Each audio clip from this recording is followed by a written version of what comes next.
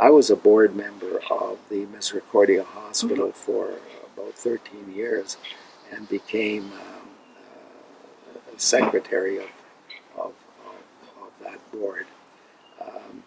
It's a community hospital, and although they want to do new buildings now, back in the 80s, I think, I became chairman of, I was the first chairman of their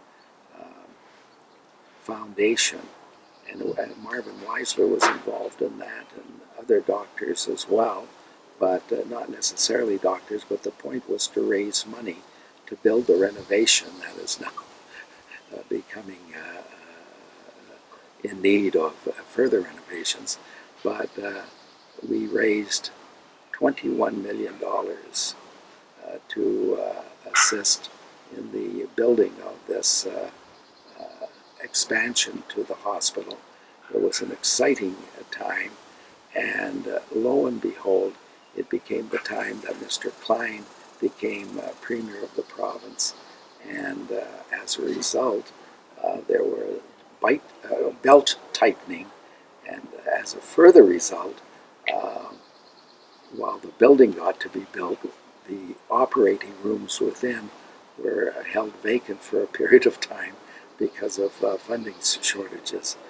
What goes around comes around. We always seem to be in those cycles. There's one other location that is of significance in my memory and history. As president of the Edmonton Jewish Federation, I think the most challenging job I had was to deal with the then infamous Keegstra case. And that case ultimately went to the Supreme Court of Canada, I think, in 1990. But prior to that, it came to the attention of the Jewish community that a teacher in a small town called Eckville, Alberta, I think he was also the mayor, was a Holocaust denier, firstly, and teaching Jewish conspiracy theories emanating out of the Elders of Zion protocols. And it was brought to the school board's attention by a non-Jewish parent whose child was in grade 12.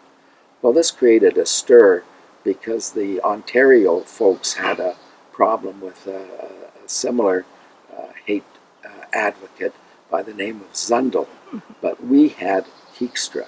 And so our efforts during one or two terms of my office was to coordinate an effort to deal with this man. So in terms of the Jewish community, we held a number of meetings. One very large meeting I may be mixing that up. We held a number of meetings, but the important thing we thought to do was to get the then Premier of Alberta, Peter Lougheed, to make a declaration in the Legislative Assembly disassociating appropriate right-thinking Albertans from hate. Well, easier said than done, but eventually we held a meeting hosted by Premier Lougheed at Government House, which was formerly the Alberta, it's near where the Alberta Museum used to be, and an enormous and diverse segment of the organized Jewish community through representatives coalesced at a meeting at the boardroom where I was I think it was the Schachter Law Firm boardroom, and it was overflowing, and we had consensus to meet with Premier Lougheed and express our concern about this hate-filled diatribe that was being passed on as free speech by a teacher in an Alberta classroom. Well, it was an extraordinary meeting of people of diverse backgrounds and interests, and we determined that we were able to get a meeting with Premier Lougheed, who hosted the meeting at Government House, and we attended there. And for many of us, it was the first time personal meeting with the Premier of Alberta, who indicated that he would indeed make a statement in the House.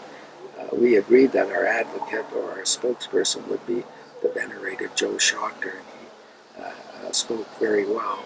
But we had members of the courts in attendance, and we had members from all facets of the religious spectrum in Edmonton attending, and all and representatives of all organized Jewish organizations in attendance. And indeed, Mr. Lougheed came through and made wonderful statements in the Legislative Assembly that gave comfort to us, and ultimately led to, I think, legislation that added penalties to hate crimes in Alberta. The case became a very famous case and went on to the Supreme Court of Canada, and rather disappointingly, the decision upholding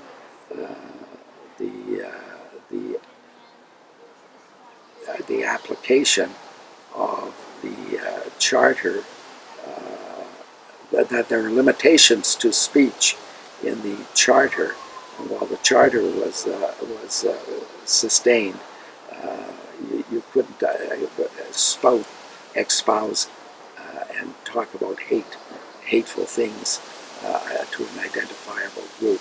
It's an interesting decision. Mm-hmm.